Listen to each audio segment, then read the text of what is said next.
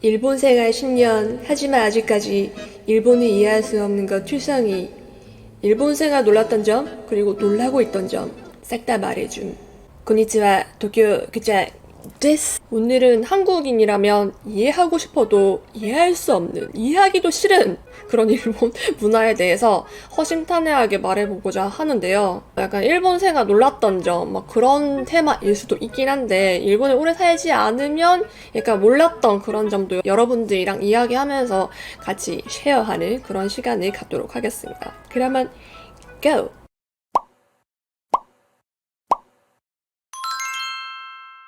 일본이 성진국이라는 말은 다들 아시죠? 일본 생활을 하면서 정말 뼈저리게 느끼고 있는데요. 얼마나 성진국이냐면 예전에는 안 그랬는데 몇 년 전부터 이제 AV 배우들이 유튜버로 전향하는 분들이 꽤 많은데, 활동하는 모습 보면 유튜버로서 성공할 뿐만 아니라 자신의 사업, 속옷 사업이라든지 화장품 사업이라든지 미용 사업을 하시는 분들이 많아지고, 그 분들을 동경하는 일본 여성분들이 많다는 거에 대해서 정말 큰 쇼크를 받았거든요. 제가 100번 이해해서 남성분들 좋아하시는 건 그렇다고 생각하는데, 일본 여성분들까지도 이렇게 큰 지지를 받는다라는 게 한국인의 이제 가치관으로서는 조금 이해하기 힘든 부분이 아닌가. 그런 당당한 활동을 하시는 AV 배우들을 보니까 사스가 성진국이라는 생각을 합니다. 저는 그런 분들을 리스펙하는데, 이제 한국인 정서에서 보면 조금 좀 약간 다른 것 같기도 하고요. 그리고 이제 유튜브에서도 많이 취급당하고 있는 그런 콘텐츠로서 이제 일본 성접대에 대한 가게들이 꽤 많잖아요. 네, 아시죠? 모르시잖아요? 한국 같은 경우는 그런 가게들이 어둠의 베일에 가려져 있는 채로 영업을 하는 경우가 많은데, 일본에서는 그냥 다 까잖아요. 우리 신주쿠 가부키초만 하더라도 호스트, 캬바쿠라, 크라브, 그거는 아예 그냥 가게입니다. 그냥 우리 이제 이자카야 같은 곳을 가잖아요. 거기 이제 여성분이 접객해주는, 서비스라고 해도 그냥 이렇게 술 이렇게 따라주고 약간 그런 느낌의 정말 평범한 가게로서 인식을 합니다. 그래서 제가 한번 찾아봤는데 진짜 많더라고요. 아니 진짜 너무 많아가지고, 거래집바, 캬바쿠라, 쿠라브, 오빠브, 대리, 그래서 반대로 여성분들이 이제 즐길 수 있는 이제 호스트 같은 것도 있고, 게이바도 있고, 오강아바도 있고, 새로운 이성이나 새로운 사람들의 만남을 사고 파는 그런 영업식으로 하는 부분에 있어서 한국보다 일본이 더 위에 있지 않나 생각합니다. 시부야나 신주쿠 같은데 이렇게 트럭 있잖아요. 트럭에 막 이렇게 되게 멋있는 가공 되게 많이 하는 남성분이나 여성분이나 이렇게 막 포즈 취하잖아요. 그런 사람들이 거의 이제 캬바쿠라나 이제 호스트에서 정말 큰 매출을 담당하고 있는 얼굴 마담이라고 하나요? 그 가게의 그런 분들이 이제 선전이 되어지는 경우가 많고요. 간판도 진짜 많잖아. 아니 너무 공개적으로 해서 이게 처음에 뭔가 싶어가지고, 그런 이제 호스트들을 사사에르 서포트하기 위해서 손님들이 막 이렇게 다침보하고 막 그런 거는 되게 사회적인 문제라고 생각합니다. 아니 일반적인 보통적인 그런 사랑을 하면 되는데, 그 또 문화니까 이거 어떻게 할 수는 없고, 문화는 아니지만 그 되게 안 좋은 거니까. 일본에서도 그런 타침보나 토요크 퀴즈나 사회적 문제로 취급되어서 순찰 가곤 하는데, 제가 최근에 시노쿠보랑 신주쿠랑 가운데 있는 그 공원이 하나 있거든요. 거기에서 여성분 되게 많이 서 있던데, 제가 저번에 갔을 때 진짜 많아가지고 깜짝 놀랐어요. 그래서 저도 한번 이렇게 얼쩡거려 봤는데요. 논란되는 거 아닌가? 정말 그런 게 아니라, 근데 그분은 찍을 수 없으니까 내가 한번 재연사는 거예요. 경찰 제재가 많이 들어갔다고 하더라고요. 진짜 많더라고요. 한 10명 되던데 진짜 어째. 저쪽으로 쭉 이렇게. 그니까. 제가 진짜 너무 깜짝 놀랐던 게 TV에서 보여지는 성에 대한 인식인데요. 연예인들이 모여가지고 집 소개하고 뭐 이 집은 뭐 이런 식으로 구조가 되어서 뭐 얼마고 이런 감정하고 거기서 어떤 집에서 설정으로 이 집은 온센 가리기를 온천을 할 수 있다고 설정으로 욕조에 물이 이렇게 받아져 있더라고요. 그 부분에서 어떤 남자 개그맨이 갑자기 옷을 완전 홀딱 벗는 거예요.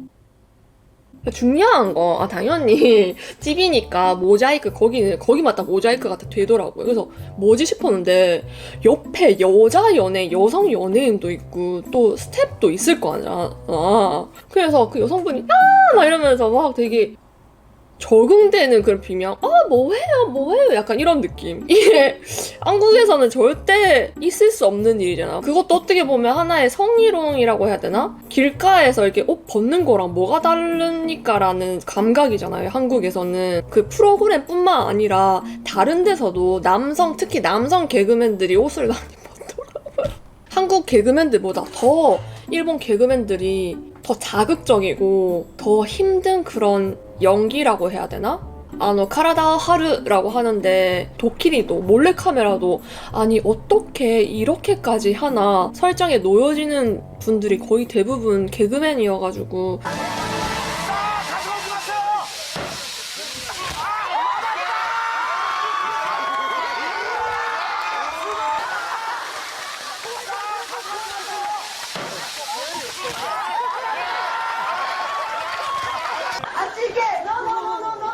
グリズリーを追っ払おうとするが全く驚く気配はない。叫び続けているとむしろグリズリーは興奮してきた。こ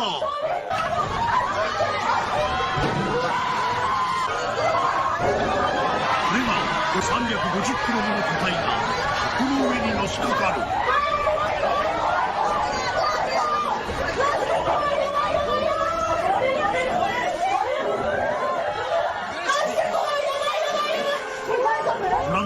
이거는 좀 선 넘었지 않나라는 생각도 하면서 좀 약간 걱정이더라고요. 그 일본 몰래카메라 너무 왜 이렇게 걱정이 되지? 근데 옆에 일본 친구 보면 막 웃더라고요. 너무 무지하키니 거기서 조금 많이 쇼크를. 일반적인 방송국에서도 이렇게 자극적인데 하물며 일본 유튜브는 얼마나 더 자극적이겠습니까? 인기 유튜버 한 명이 서브 채널까지 싹 다 영구 정지를 먹어서 화제가 되었는데 이 유튜버는 일본 예쁜 여성만을 대상으로 인터뷰를 해서 그 인터뷰를 영상으로 만드는 컨텐츠가 주를 이루는데 그 질문들이 가면 갈수록 도가 넘은 질문, 되게 그걸 시모네타라고 하는데 되게 저급한 그런 성에 대한 저급한 질문들을 계속 해다니면서 그 유튜버가 워낙 유명하기 때문에 그 사람이다 했다가 그러면 인터뷰 하실 수 있습니까? 그래서 얼떨결에 인터뷰했다가 이상함을 감지하고 나중에 지어달라고 했음에도 불구하고 DM을 무시하거나 연락 자체를 차단해버리는 그런 일이 이어지면서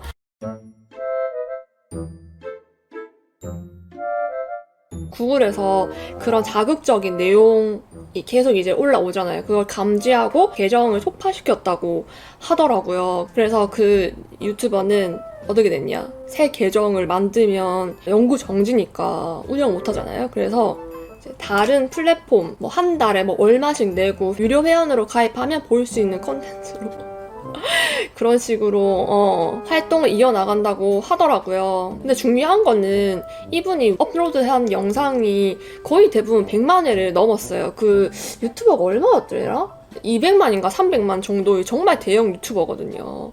그래서 일본인들에게는 그런 성희롱적인 질문, 인터뷰 자체가 정말 당연하고 그냥 웃어 넘길 가십거리로 생각했었나 봐요. 근데 유튜브는 건전하지 못한 컨텐츠로 분류되어가지고 정지를 먹었으니까. 그래서 좀 약간 제가 보기에는 너무 심해요. 솔직히 말해서.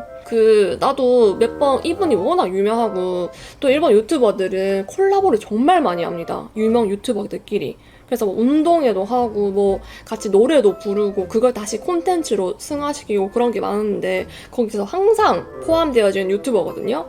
그래서 저도 이분 좀 재밌다, 말도 재밌게 하거든요. 그래서 콘텐츠를 봤는데 너무 도가 심해가지고 저도 보다가 안 보거든요. 한국 사람이 봤을 때는 성희롱 그 이상 그 이하도 아닌 그런 이제 저질적인 그런 콘텐츠가 많아가지고 근데 일본인들은 괜찮나 약간 마인드의 차이라고 해야 되나?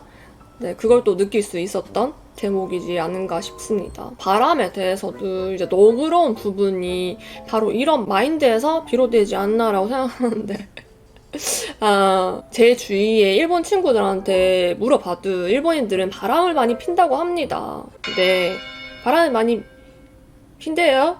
그래서 제가 어떤 한 일본 남성분한테 난데 니혼진 우아키 오이노? 이렇게 물었더니 결혼してないから法律的には OK でしょみたいな そっか. 진짜 마인드 자체가 조금 다르다니까 일본은. 그래가지고 조금 그렇구나. 내가 곧 따지고 뭐 다메 되셔 우하키시다라 이렇게 말할 순 없잖아요. 요런 또 마인드의 차이가 있구나라는. 나는 그래서 약간 이제 한국 같은 경우는 연애하면 서로를 이제 감시하는 느낌으로, 감시는 아니지만 정말 친밀적인 관계를 유지하잖아요. 거의 뭐 좀 약간 도가 지나치면 거의 보고식으로 나 어디가, 나 누구 만나, 나 언제 자, 나 언제 일어났어. 진짜 오하요부터 오야스미까지 뭐ずっと 이슈みたいな. 아와나크 때문에. 근데 일본은 아와나카 따라 지분의 시간 だから尊重してほしい. 逆に私もあなたの時間を尊重する みたいな. 존중, 배려의 의미로 연락을 일부러 안 하는 또 문화가 있거든요. 여기서 사비시나 좀 외로운 느낌이 있어서 바람을 피거나 불륜을 하지 않나 생각을 하면서, 왜냐면 진짜 너무 연락을 안 한다. 아침에 보내면 밤에 옵니다. 그것도 내가 별말 안 하면 괜찮아. 질문을 했어. 질문을 했는데 그 질문에 대한 답을 밤에 오니까 난 정말 미쳐버린 거야. 밥 먹었어? 뭐 그런 것도 아니에요. 밥 먹었어는 밥 먹었어도 솔직히 기분 더럽지 않아. 솔직히 아침에 밥 먹었어? 이렇게 했는데 저녁에 밥 먹었어 이렇게 하면 두 번째, 제가 일본 와서 정말 충격적이었는데 그 일본 어머니와 딸이 이렇게 있었거든요. 이 딸이 고3이었어요. 그래서 고3이면 공부를 좀 하겠구나, 공부를 좀 열심히 해야 되는 수험생이라고 생각하잖아요. 그래서 막 바쁘대. 그래서 공부 때문에 힘들구나라고 생각했는데 부활동에서 뭐 이렇게 대회 같은 게 있는데 그거 뭐 준비한다고 엄청 바쁘대요. 예체능 준비하고 있구나라고 생각했는데 그것도 아니야. 뭐지? 그래서 일본 고등학생들이 부활동이 얼마나 진심인지 제가 한번 찾아봤거든요. 일단 부활동을 하는 비율이 일주일에 얼마나 되는지. 중학생이 80%, 고등학생이 70%. 거의 대부분 부활동을 한다는 거. 와우. 고등학교의 부활동은 주에 몇 회, 제일 많은 게 주 5회. 그러니까 24.9, 거의 30%. 주 4회가 17.7%. 진짜 미안한데 학교 일주일에 5일 다니잖아요? 그러면 일본인들은 부활동 중에 가장 뭘 제일 많이 할까? 찾아봤는데 또 1위는 귀택부야. 집에 가는 거. 그거 부라고 하니? 2위가 농구, 이제 슬램덩크 역량이 되게 많다고 하더라고요. 그 다음에 3위 축구, 남자도 많이 하지만 여자도 많이 한다. 4위 연주부, 노담의 칸타빌레 생각하시면 되고요. 그 다음에 뭐 테니스, 미술 등등등등. 아니 우리 그 고등학교 제가 고등학생 졸업한 지가 좀 많이 돼가지고 지금은 어떤지 모르겠지만 우리도 부활동이 있었긴 있었는데 일주일에 한 번 하고 그 한 번도 난 근데 자습했거든. 고등학교 때는 자습해야 돼. 뭔가 공부해야 돼. 할 수가 없지. 공부가 지금 제일 중요한데, 그죠? 반대로 일본 학생들은 공부를 왜 안 할까? 대학교에 갈 마음이 없는가라고 생각해서 한번 대학 진학률도 한번 찾아봤거든요. 이제 한국 같은 경우는 70% 이상이에요, 항상. 일본은 50%대라고 합니다. 근데 일본은 제 정말 친한 친구도 조그만 중소기업에서 사무직 했었던 친구도 있었고, 예전에 사귀었던 전 남친이 부동산에서 엄청 우수한 영업직이었어요. 근데 그분도 고졸이었어요. 그래서 일본 사회가 조금 대학교 안 나왔다고 해서 사회적인 인식이 나쁘거나 하지 않는다는 걸 깨달았습니다. 생각해보니까 제가 일본에 있으면서도 대학 어디 나왔냐고 라는 질문을 많이 안 받았던 걸로 기억납니다. 근데 이런 부활동 문화가 성인이 되어서도 꽤 하시는 분들을 제가 되게 많이 만나봤거든요. 제가 한때 일본인들이랑 랜덤 통화 진짜 많이 했거든요. 거기서 제일 많이 들었던 게 야구나 밴드 아시는 분들이 꽤 많았습니다. 그래서 반도 시테른 데시까? 스고? 막 이런 식으로 되게 놀랬던 적이 있었습니다. 일본은 밴드가 되게 발달되었잖아요. 마음 맞는 사람들이 모여서 혹은 친한 친구들이 모여서 취미로 밴드 하다가 메저로 데뷔한 그런 밴드도 많아가지고 순수하게 즐기는 그런 느낌을 많이 받을 수 있었습니다.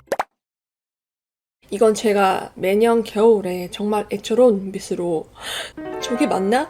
싶은 그런 광경들을 정말 매 겨울마다 정말 마음이 아픕니다. 솔직히 말해서. 도쿄는 그렇게 춥지 않다라고 말했는데 도쿄도 추워요, 여러분. 제로도까지 내려갑니다. 한국이 너무 미친 듯이 너무 뭐 러시아도 아니고 러시아 정도의 추움이니까 도쿄도 춥습니다. 그래서 저도 추위 많이 타가지고 막 꽁꽁 싸매고 막 다니는데 작은 갓난아기들 있잖아요. 손, 발, 얼굴 다 노출되어 있습니다. 이 추운 날 근데 엄마의 얼굴 보잖아요? 마스크 쓰고 완전 막 나처럼 막 꽁꽁 싸매져 있어. 제가 찾아봤단 말이죠. 일본 야후에 검색을 하니까 아카짱와 후유모 기온테키니와 우스기데 다이조부. 이 무슨 말? 아니 무슨 말이야? 무슨 말이야? 아무리 이게 생후 6개월 이상이라고 하더라도 아니 최소한 장갑이랑 양말 정도는 신겼으면 좋겠어요. 솔직히 말해서. 나 생각하면 조금 마음이 아파요. 나만 그런 거예요? 그래서 내가 이상한가 싶어가지고 저희 어머니께 물어봤거든요. 이게 지금 맞는 거냐고. 아이들은 좀 특수한 그런 체온을 가지고 있는지. 근데 아니라고 하더라고요. 그 일본 유치원생들은 유니폼을 입거든요? 유니폼 좀 보세요. 이게 지금 맞는 거야? 아니 위에는 그래 100번 1000번 용서하지. 하지만 밑에는 뭐냐? 그 살색 뭐냐? 이 통풍 엄청 잘 될 것 같은 헐렁한 바지는 뭐냐? 이거 한국인이 봤을 때 너무 추워 보이는데 애기도 괜찮아 라고 생각하는 사람이 거의 대부분이지 않을까 싶은데요. 문화인가 싶기도 해요. 이런 유치원생뿐만 아니라 중고등학생들 제가 다녔을 때는 추울 때 검은 스타킹을 신었거든요. 근데 일본 학생들은 속살이잖아요. 너무 춥지 않을까 생각을 하면서 그래서 일본 속바지가 되게 발달된 부분이 없지 않은데 그 이유인가 싶기도 하고. 다음은 제가 몇 번이나 영상으로 말했던 벌레. 진짜 상상도 하기 싫은데 내가 어쩔 수 없이 일본의 현실을 알려주는 그런 유튜버다 보니까 이렇게 하는 경우 중 하니까 얼굴이 작게 보이기 위해서 너무 이렇게 하지 않아요? 얼굴 너무 커 보이네. 내가 깜짝 놀라서 이게 뭐야 이 대가리는.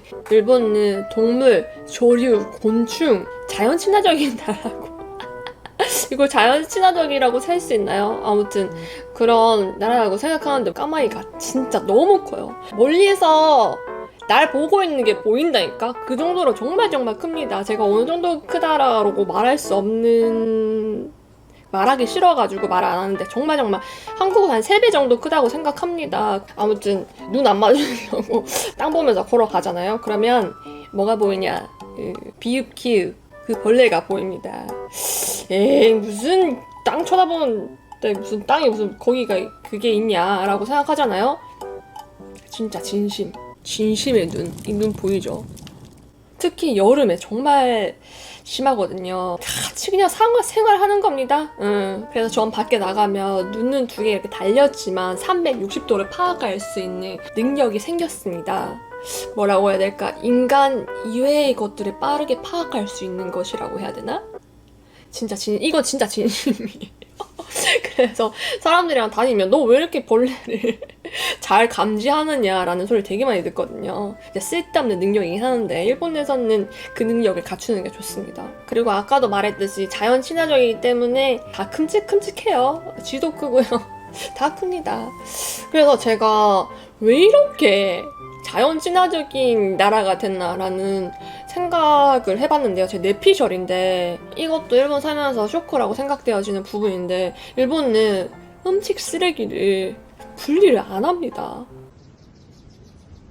음식물 처리기가 없단 말이죠. 그래서 이 음식물 쓰레기도 타는 쓰레기로 분류해가지고 그냥 쓰레기통에 버리거든요. 그러면 일본 분들은 음식물 쓰레기를 어떤 식으로 버리나? 그냥 버리면 냄새나잖아요. 찾아봤는데 물기를 싹 빼가지고 신문지에 돌돌 말고 거기 위에 비닐봉지를 이렇게 싸가지고 버린대. 예, 가정부터 그런 식으로 이제 처리를 하니까 밖에 남아있는 쓰레기는 벌레들이 꼬일 수밖에 없다. 라는 게 저의 내피셜이고, 두 번째는 이제 시마군이라고 해서 섬나라이기 때문에 습기가 많잖아요. 아무래도 벌레가 꼬일 확률이 높아가지고, 그래서 까마귀들도 이제 크고 벌레들도 크고 하지 않나. 제가 진짜 일본에 오고 그 첫날을 평생 잊을 수 없는데, 아, 일본에 산다라고 했을 때 얼마나 두근두근거리겠어요. 그래서 친구랑 신주쿠 이자카야 가가지고 이제 건배한다고 건배를 딱 하려고 하는 순간 거짓말 하나도 안 보태고 진짜 비읍키 벌레가 진짜 요만했어요. 진짜 진심으로. 이거는 내가 지금까지 아무리 일본 10년 살았잖아요. 이런 크기를 내가 본 적이 없어요. 근데 그때 봤다니까. 일본 전날에 이렇게 봐가 여기 이렇게 생긴 게 벽에 이렇게 딱 붙여 있는 거예요. 아, 진심으로 진짜 일본 크다니까. 그래서 나 너무 깜짝 놀라서 막 이렇게 보고 있었는데 딱 건배하는 순간 딱 위에 봤더니 그게 있는 거야. 그래서 뭐야? 라고 생각했는데 그 옆에 이따만한 게 이렇게 기어가고 있는 거예요. 건배 안 하고 바로 그냥 계산하고 바로 나왔어요. 친구랑 같이 봤다고요. 진짜 진심. 그 정도로 정말 한국에서는 상상할 수 없는 그런 크기들의 벌레들이 좀 많다. 그래서 일본 오면 주위를 잘 살피면서 다니시길 바랍니다. 너무 겁줬나? 이 부분은 놀랍다고 해야 되나? 조금만 더 개선했으면 좋겠다라는 생각을 제가 뭐라고 그렇게 생각하겠냐만 근무 중에 너무 빡셉니다. 이런저런. 한때 일본에서 한국인 틱토커가 되게 화제가 되었었는데 라이브도 하잖아요, 틱톡은. 편의점 아르바이트 하는 분이 라이브를 하면서 이야기를 하면서 계산을 해주고 밥도 먹고 모든 거 다 한다는 거지. 일본 편의점에서는 절대 있을 수 없는 일이에요. 심지어 핸드폰을 지참하면 안 돼. 그런 것도 있고 제가 마트를 되게 좋아해서 마트 되게 많이 가는데 한국 같은 경우는 손님이 없으면 이제 앉을 수 있게끔 뒤에 조그마한 의자가 있잖아요. 근데 일본에서는 제가 그런 의자를 한 번도 본 적이 없어요. 그래서 쉬는 것도 제대로 못 쉬고 장시간 이렇게 서 있는 것도 힘들 텐데 조그마한 의자라도 좀 설치해 주었으면 하는 생각이 들고 번외로 장바구니 물가라고 하죠. 저렴하다고 하는데 반대로 병원비는 짱 비싸다는 거. 거의 대부분 1000엔 후반에서 2000엔대 하고요. 드럭스토어 같은 데서 약 산다고 하더라도 거의 1000엔 넘고 약이 너무 비싸요. 약이. 의료가 너무 비싸. 그것도 보험증 있으니까 30%만 부담하는데도 그렇고요. 그리고 일본 동네 돌아다니면 정말 쥐 죽은 듯이 밤낮 할 것 없이 누가 사는 거니 사람이 사는 걸까? 라고 할 정도로 정말 소스라치게 놀랄 정도로 조용합니다. 마지막으로 지진. 이거는 그냥 그렇게 막 힘들고 그런 느낌이 안 들어요. 왜냐, 자주 오기 때문이죠. 적응이 안 되면 내가 너무 스트레스 받아가지고 못 삽니다. 일본에서 사시는 분들은 거의 지진에 대해서 지진이요? 네, 무섭죠? 약간 그런 느낌. 그냥 같이 그냥 토모니 기름이 되나 간지 데스. 이상 영상은 여기까지인데 어떻게 보셨나요? 제가 사실 일본에 살면서 놀라운 점은 정말 많았는데 워낙 콘텐츠로 많이 다루어진 부분이어가지고 일본에 오래 살지 않으면 모를 것 같은 그런 일본 문화와 함께 결합시켜서 얘기해 드렸습니다. 재밌게 보셨으면 참 다행이고요. 영상이 좋았다면 좋아요 그리고 채널 등록 부탁드립니다. 그러면 다음 영상에서 나 계속 약간 거북이 먹겠죠? 아이씨.